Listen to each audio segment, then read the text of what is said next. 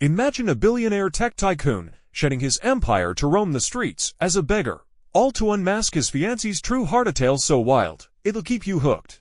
In the dazzling chaos of Los Angeles, where fortunes hide treachery, meet Alex Sterling, a 35-year-old genius who turned a dorm room idea into a renewable energy giant worth billions. With chiseled features and a quiet intensity, he ruled Silicon Valley, his penthouse a testament to success. But love soured his fiancée. Vanessa Hart, a glamorous socialite with a hunger for luxury, seemed more smitten with his bank account than his soul. Whispers of her flirting with rival CEOs haunted him, and one night, over champagne at a rooftop gala, she purred, "Darling, let's wed soon, your money can build my resort." Alex's smile hid a storm brewing, his trust eroding fast. Determined to see her real colors, Alex crafted a bold plan. He faked a financial collapse, planting fake news of Sterling Innovations' bankruptcy across media outlets. Tabloids crowned him a fallen king, his name muddied overnight. Vanessa's reaction was brutal. She canceled their extravagant wedding, sneering, "I won't marry a broke man." Heartbroken, but resolute, Alex vanished, swapping suits for rags, growing a scruffy beard, and hitting the streets as a beggar. He staked out her favorite boutique, a sign reading "Lost all help in hand," watching her stride past with a dollar tossed in pity, her nose wrinkled in disgust. Each rejection fueled his resolve. He needed undeniable proof. Days turned to weeks, and Alex's beggar life sharpened his perspective. He trailed Vanessa to galas and malls, noting her lavish spending, designer bags, private jets, all bankrolled by new suitors. One rainy evening, he approached her at a charity event, begging for food. She laughed, "Get a real job, tramp," and turned away, her entourage chuckling. The sting was fresh, but a glimmer of hope emerged when a familiar face spotted him. Emily, his younger sister, missing since fleeing their abusive stepfather at 16. Now a 30-year-old nurse, her gentle eyes pierced his disguise. "Alex, is that you?" she whispered, pulling him aside. Their reunion was a flood of tears and memories, Emily revealing she'd survived alone, unaware of his rise. Alex shared his test, and Emily vowed to help, her nursing role offering access to Vanessa's circle. Together, they plotted to expose the truth, setting a trap that would shake Alex's world.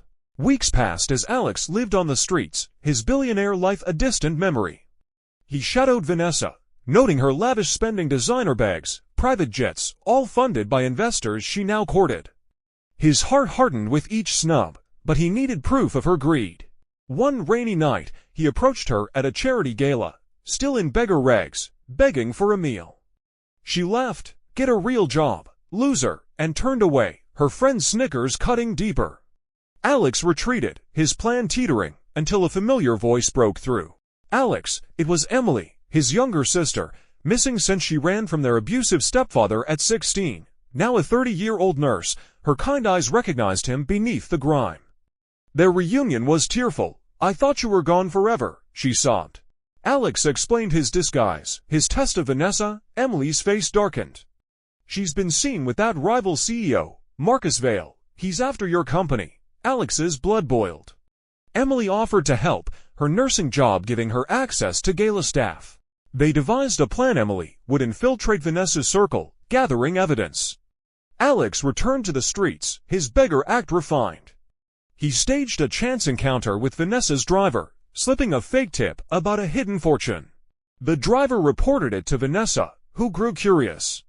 Meanwhile, Emily overheard Marcus plotting to marry Vanessa, then bankrupt Sterling Innovations. Alex's test was working, but the stakes rose. Vanessa invited the beggar to her mansion, suspecting a con. He entered, noting her opulent life, marble floors, gold-trimmed art, while she eyed him warily.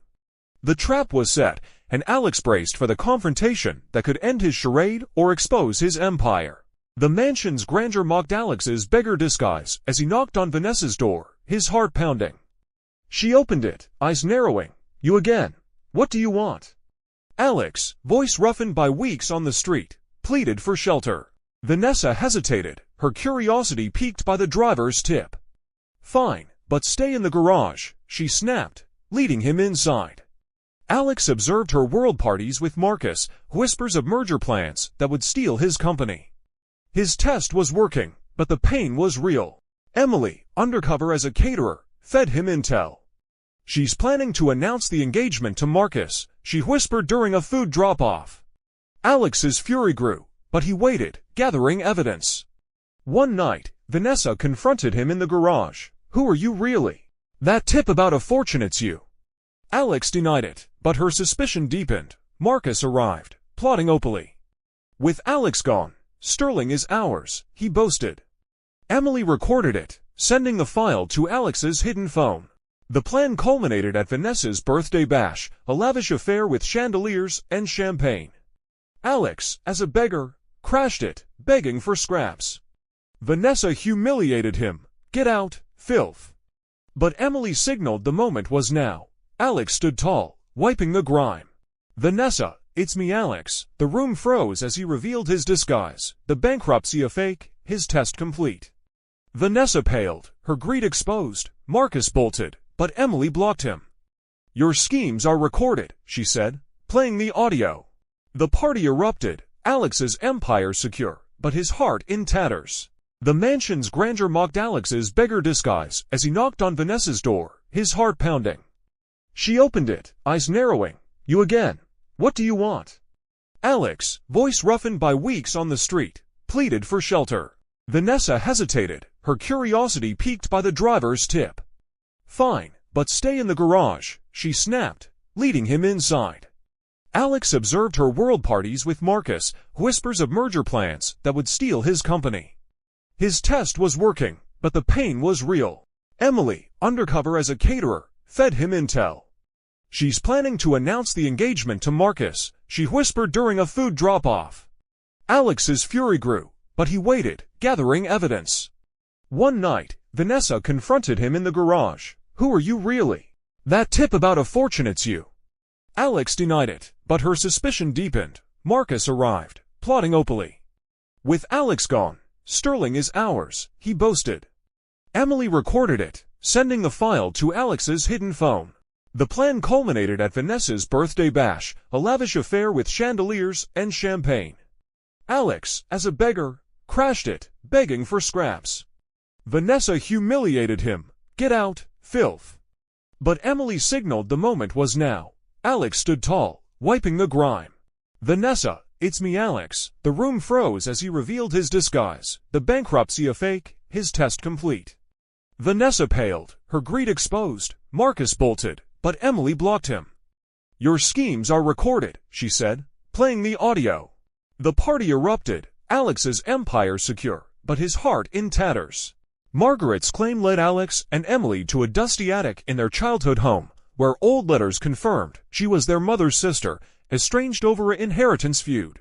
They tracked her to a modest Seattle apartment, her sharp eyes and bitter smile revealing a woman hardened by resentment. I deserve half the trust, she demanded, waving a will fragment. Alex suspected a scam, but Emily pushed for a DNA test. The results stunned them. Margaret was legit. Alex offered her a role at the foundation, her financial skills a surprise asset. The family gathered at the foundation, James and Margaret's reunion tense, but productive. James apologized, Margaret softened, and a fragile bond formed. Meanwhile, Vanessa, out on bail, hired hackers to steal Sterling's secrets, aiming to ruin Alex. Emily detected the breach, and Alex traced it to Vanessa's penthouse. He stormed in, catching her with the hackers. You'll pay, he growled, seizing the drives. Vanessa sneered, you'll lose again, but police arrived, arresting her and her crew. The trust fund's deadline neared, forcing a public reconciliation. Alex hosted a live event, inviting James, Margaret, and staff to share their stories. He spoke of their mother's sacrifices, his test of Vanessa, and the need for healing. We forgive to move forward, he said. James and Margaret echoed him, tears flowing. The lawyers approved the unity, unlocking the fund. But a final letter hinted at a lost sibling, pushing Alex to uncover the full truth before their legacy was complete. The hint of a lost sibling sent Alex and Emily scouring their mother's past, unearthing a birth certificate for Daniel, a boy given up for adoption amid James's abusive reign. The trail led to Seattle, where Daniel, a 40-year-old mechanic with Alex's strong jawline, ran a struggling auto shop. His graying hair and calloused hands told a story of hardship, but his eyes lit up as Alex and Emily explained their connection. "I always felt a void," he admitted, embracing them in a raw, tearful moment. The reunion was a flood of emotions, but a shadow loomed. Marcus, still at large, had eyes on Daniel. Alex brought Daniel to Los Angeles, integrating him into the Sterling Foundation's work.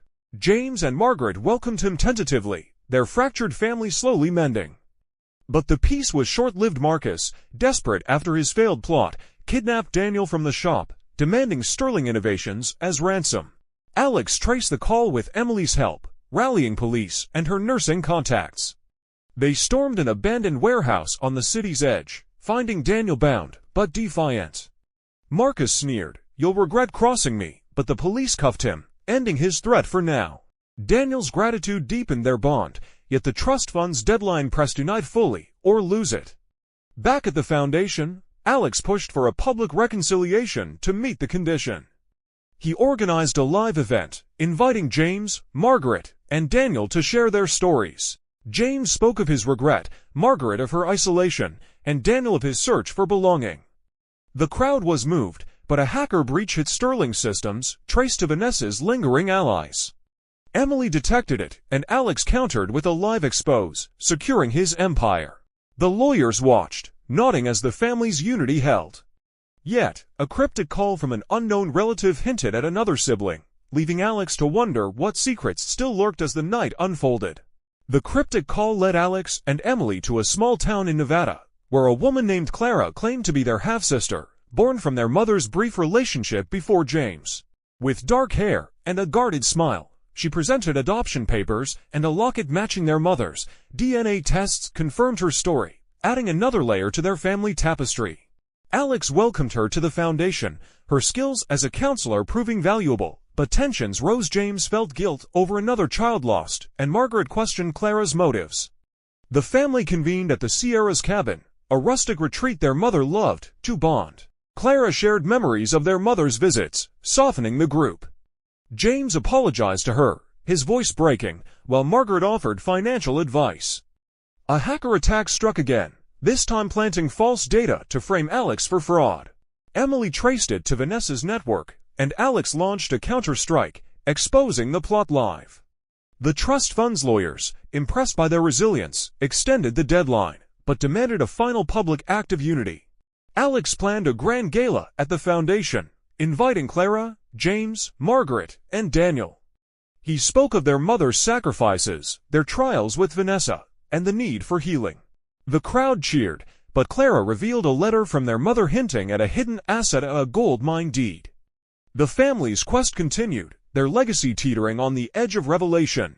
The gold mine deed sent Alex, Emily, Clara, James, Margaret, and Daniel to a rugged Nevada desert, where a dilapidated shack hid their mother's final secret.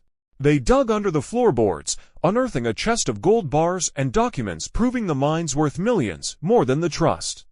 Clara wept, "Mom saved this for us." James, humbled, vowed to protect it.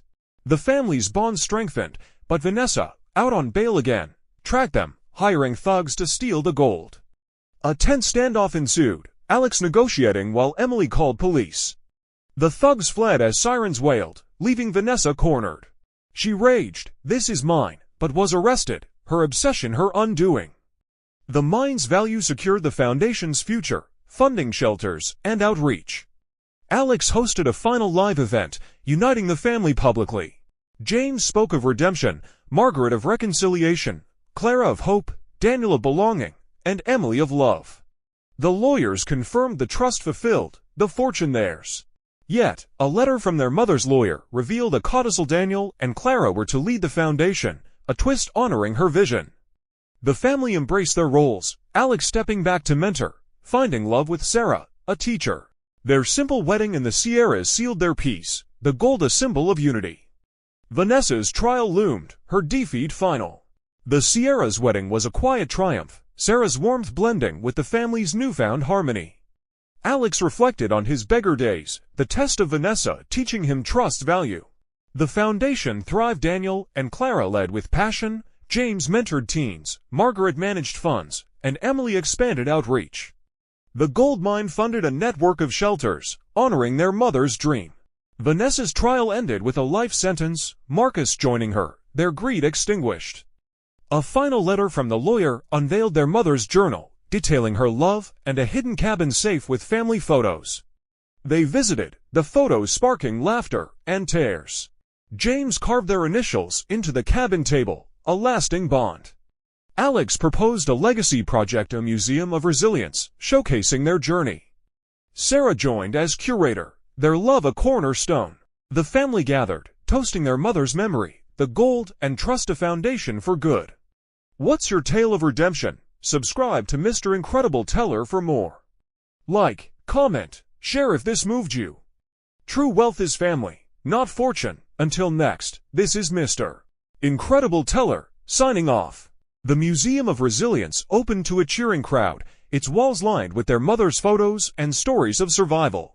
Alex, now a philanthropist, spoke, "Our journey from betrayal to unity shows true strength." Sarah curated with love. Emily led outreach. Daniel fixed museum vans. Clara counseled visitors. Margaret oversaw finances, and James guided teens.